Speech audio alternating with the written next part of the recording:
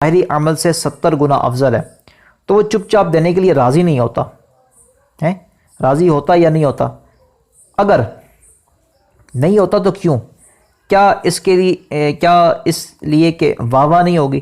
اگر واہ واہ کی خواہش ہے تو یہ ریاکاری ہے، اور ریاکاری کی تباہ کاری کا عالم یہ ہے کہ سرکار مدینہ صلی اللہ تعالیٰ علیہ وآلہ وسلم نے ارشاد فرمایا حب الحزن سے پناہ مانگو۔ عرض کیا گیا یہ کیا ہے؟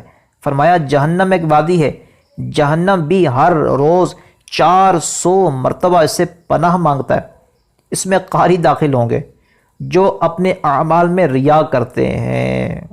استغفر اللہ۔ سنن ابن ماجہ میں۔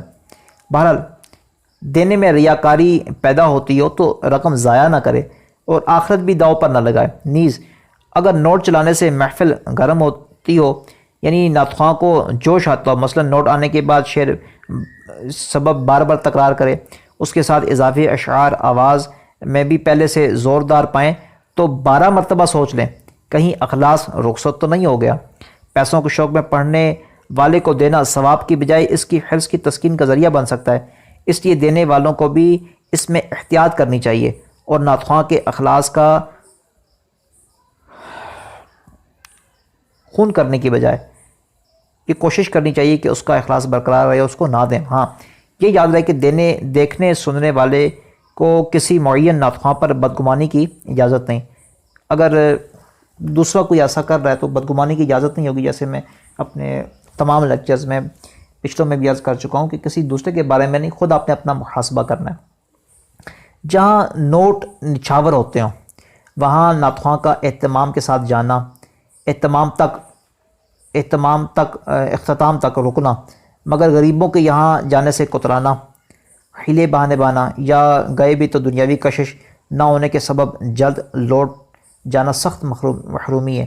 اور ظاہر ہے کہ اخلاص تو نہ رہا، اگر پیسے کھانا یا اچھی شیرنی ملنے کی وجہ سے مالدار کے یہاں جاتا ہے تو ثواب سے محروم ہے، اور یہی کھانا اور شیرنی اس کا ثواب ہے۔ یوں ہی غریبوں سے کترانا اور مالداروں کے سامنے بچھے جانا بھی دین کی تباہی کا سبب ہے۔ منقول ہے جو کسی غنی یعنی مالدار کی اس کے غنا یعنی مالداری کے سبب تواضع کرے، اس کا 2/3 دین جاتا رہا۔ عدم شرکت یعنی شریک نہ ہونے کے لیے جھوٹے حیلے بہانے بنانا، مثلا تھکن یا مرض وغیرہ نہ ہونے کے باوجود میں تھکا ہوں، طبیعت ٹھیک نہیں ہے، گلا خراب ہے وغیرہ وغیرہ، تو یہ اس طرح کے اشارے سے یہ بھی کہنا جو ہے وہ ممنوع و حرام و ناجائز و گناہ ہے۔ اچھا بعض لوگ یہ کہتے ہیں جی کہ ہم نذرانہ لیتے ہیں، پیسے لیتے ہیں اور ہم دین کے کسی کام پر لٹا دیتے ہیں، دین کے کسی کام پر دے دیتے ہیں، تو ایسا کرنا کیسا؟ آئیے اس کے بارے میں بھی سنتے ہیں۔ مرشد کریم فرماتے ہیں اگر کوئی ناطخواں صراحتاً یا دلالتاً ملنے والی اجرت یا رقم کا لفافہ لے کر مسجد مدرسے یا کسی دینی کام میں صرف کر دے تب بھی اجرت لینے کا گناہ دور نہ ہوگا۔ واجب ہے کہ ایسا لفافہ یا تحفہ وغیرہ قبول ہی نہ کرے۔ اگر زندگی میں قبول کیا کر کے خود استعمال کیا یا کسی نیک کام مثلا مدرسے وغیرہ میں دے دیا تو ضروری ہے کہ توبہ کرے اور جس سے لیا اس کو واپس لوٹائے۔ وہ نہ رہے ہوں تو ان کے وارثوں کو دے، وہ بھی نہ رہے ہوں تو وہ نہ رہے ہوں تو یاد کرے کہ کتنے پیسے ہیں، اور فقیر پر تصدق یعنی خیرات کرے، صدقہ کرے۔ ہاں چاہے تو پیش کرنے والے کو صرف مشورہ دے دے کہ اگر آپ چاہیں تو یہ رقم خود ہی فلاں نیک کام میں خرچ کر دیں۔ سرکار صلی اللہ تعالیٰ علیہ وآلہ وسلم نے اپنی نعت شریف سن کر سیدنا امام شرف الدین بصیری رحمۃ اللہ تعالیٰ علیہ کو خواب میں برد یمنی یعنی یمنی چادر عطا فرمائی، اور بیدار ہونے پر وہ چادر مبارک ان کے پاس موجود تھی۔ اسی وجہ سے اس نعت شریف کا نام قصیدہ بردہ شریف مشہور ہوا۔ اگر اس واقعے کو دلیل بنا کر کوئی یہ کہے کہ نعت خواں کو نذرانہ دینا سنت اور قبول کرنا تبرک ہے، تو اس کا جواب یہ ہے کہ بے شک سرکار صلی اللہ تعالیٰ علیہ وسلم کا عطا فرمانا سر آنکھوں پر، یقیناً سرکار عالی وقار مدینہ کے تاجدار صلی اللہ تعالیٰ علیہ وسلم کے اقوال و افعال افعال مبارکہ عین شریعت ہیں، مگر یاد رہے سرکار عالیہ وقار صلی اللہ تعالیٰ علیہ وسلم نے برد یمنی عطا کرنے کا طے نہیں فرمایا تھا، نہ ہی معاذ اللہ امام بصیری رحمۃ اللہ تعالیٰ نے شرط رکھی تھی کہ چادر ملے گی تو پڑھوں گا، بلکہ ان کے تو وہم و گمان میں بھی نہ تھا کہ برد یمنی عطا ہوگی۔ آج بھی اس کی تو اجازت ہے کہ نہ اجرت طے ہو اور نہ ہی دلالتاً ثابت یعنی انڈرسٹوڈ ہو، نعت خواں کے وہم و گمان میں بھی نہ ہو، اور اگر کوئی کروڑوں روپے دے دے تو یہ لینا دینا حقیقتاً جائز ہے۔ اور جس خوش نصیب کو صدار مکہ مکرمہ سرکار مدینہ صلی اللہ تعالیٰ علیہ وسلم کچھ عطا فرمائے، خدا کی قسم اس کی سعادتوں کی معراج ہے۔ اور رہا سرکار نامدار صلی اللہ تعالیٰ علیہ وسلم سے مانگنا، تو اس میں بھی کوئی مذائقہ نہیں کہ اپنے آقا صلی اللہ تعالیٰ علیہ وسلم سے مانگنے میں نعت خواں وغیرہ، نعت خواں کی کوئی اس میں قید نہیں نا، ہم تو انہی کے ٹکڑوں پہ پل رہے ہیں۔ سرکار مدینہ صلی اللہ تعالیٰ علیہ وسلم کا فرمان عبرت نشان ہے، فرمان عنایت نشان ہے۔ اللہ عز و جل عطا فرماتا ہے اور میں تقسیم کرتا ہوں۔ صحیح مسلم شریف میں، صحیح بخاری شریف میں حدیث مبارکہ موجود ہے۔ رب ہے معطی یہ ہیں، قاسم رزق اس کا ہے، کھلاتے یہ ہیں، ٹھنڈا ٹھنڈا میٹھا میٹھا، پیتے ہم ہیں پلاتے یہ ہیں۔ اچھا، اب نعت خواں کے لیے جو کھانا پیش کیا جاتا ہے اس کے بارے میں بھی سن لیتے ہیں۔ قاری و نعت خواں کو کھانا پیش کرنے کے سلسلے میں میرے آقا حضرت رحمۃ اللہ تعالی علیہ نے ارشاد فرمایا، پڑھنے کے عوض کھانا کھلاتا ہے تو یہ کھانا نہ کھلانا چاہیے، نہ کھانا چاہیے، اور اگر کھائے گا تو یہی کھانا اس کا ثواب ہوگا۔ اور یعنی مزید ثواب کیا چاہتا ہے، بلکہ جاہلوں میں یہ تو دستور ہے کہ پڑھنے والے کو عام حصوں سے دونا یعنی ڈبل دیتے ہیں، اور بعض احمق پڑھنے والے اگر اس کو اوروں سے دونا نہ دیا جائے تو اس پر جھگڑتے ہیں۔ یہ زیادہ لینا دینا بھی منع ہے اور یہی اس کا ثواب ہوگا۔ اللہ تبارک و تعالیٰ قرآن کریم میں ارشاد فرماتا ہے، پارہ نمبر 1 سورہ بقرہ آیت نمبر 41، میری آیتوں کے بدلے تھوڑے دام نہ لو۔ اسی صفحے پر ایک دوسرے فتوے میں ارشاد فرمایا حضرت رحمۃ اللہ تعالیٰ علیہ نے، جب کسی کے یہاں شادی میں دعوت عام ہے، جیسے سب کو کھلایا جائے گا، پڑھنے والوں کو بھی کھلایا جائے گا، اس میں کوئی زیادت و تخصیص نہ ہوگی، یعنی دوسروں کے مقابلے میں نہ زیادہ ملے گا اور نہ ہی کوئی اسپیشل ڈش ہوگی، تو یہ کھانا پڑھنے کا معاوضہ نہیں، کھانا بھی جائز اور کھلانا بھی جائز۔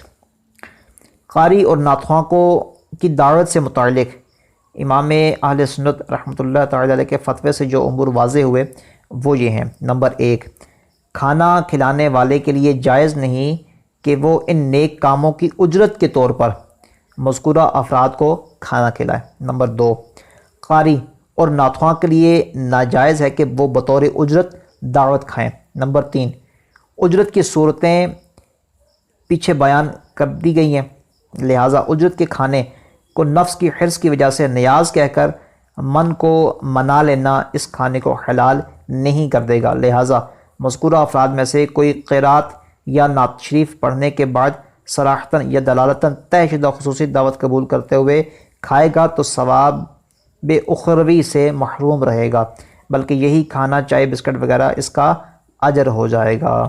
نمبر 4، اگر عام دعوت ہو یعنی وہ نعت خواں غیر حاضر ہوتا ہے جب بھی یہ دعوت ہوتی ہے، تو اب ضمناً ان مذکورہ افراد کو کھلانے اور ان افراد کے کھانے میں کوئی مذائقہ نہیں۔ نمبر 5، اگر دعوت تو عام ہے مگر قاری یا نعت خواں کے لیے خصوصی کھانے کا اہتمام ہو، مثلاً لوگوں کے لیے صرف بریانی اور ان کے لیے ساتھ سلاد، رائتے اور چائے کا بھی اہتمام ہو، تو یہ دیگر لوگوں کا ایک ایک حصہ اور ان کو زیادہ دیا جائے تو وہ خصوصیت ہے، اور زیادت یعنی مخصوص غذا اور اضافہ اجرت ہونے کے باعث فریقین کے لیے ناجائز و حرام اور جہنم میں لے جانے والا کام ہے۔ لیکن یہ یاد رہے کہ اس میں بھی وہی شرط ہے کہ پہلے سے صراحتاً یا دلالتاً طے ہو تب حرام ہے، ورنہ اگر طے نہ تھا اور اس کے بغیر ہی اہتمام ہوا تو پھر جائز ہے۔ اگر نعت خواں اور قاری صاحبان یہ کہیں کہ ہم نے نہ تو ان خصوصی دعوتوں کے لیے کہا تھا اور نہ ہی اجرت کے طور پر کھاتے ہیں، بلکہ دعوت قبول کرنا سنت ہے، اس لیے تبرک سمجھ کر کھاتے ہیں۔ ایسا کہنے والوں کو غور کرنا چاہیے کہ اگر کسی اجتماعی ذکر نات کے موقع پر نیاز کے نام پر خصوصی دعوت نہ کی جائے تو کیا اپنی دلی کیفیات میں تبدیلی نہیں پاتے؟ کیا انہیں اس بات کا احساس نہیں ہوتا کہ کیسے عجیب بلکہ معاذ اللہ کنجوس لوگ ہیں کہ یہ پانی تک کا نہیں پوچھتے؟ کیا آئندہ اس جگہ پر نعت خوانی کے لیے آنے میں بے رغبتی نہیں ہوگی؟ اگر مذکورہ افراد اپنی دلی کیفیات تبدیل نہیں پاتے اور آنے والے وساوس کی نفس و شیطان کی شرارت قرار دیتے ہوئے ضیافت نہ کرنے والوں کی کسی کے سامنے شکایت نہ کرتے ہیں اور نہ ہی آئندہ ایسی جگہ جانے سے کتراتے ہیں، نیز اگر غریب اسلامی بھائیوں کی دعوت قبول کرنے میں بھی پس و پیش سے کام نہیں لیتے تو ان پر آفرین ہے۔ ایسے نعت خواں قابل ستائش ہیں، مگر دلوں کی حالت ایسی ہوتی ہے یا نہیں، یہ قاری اور نعت خواں حضرات خوب جانتے ہیں۔ اپنی دل کی گہرائی میں جھانک کر اس کا فیصلہ خود کر لیں۔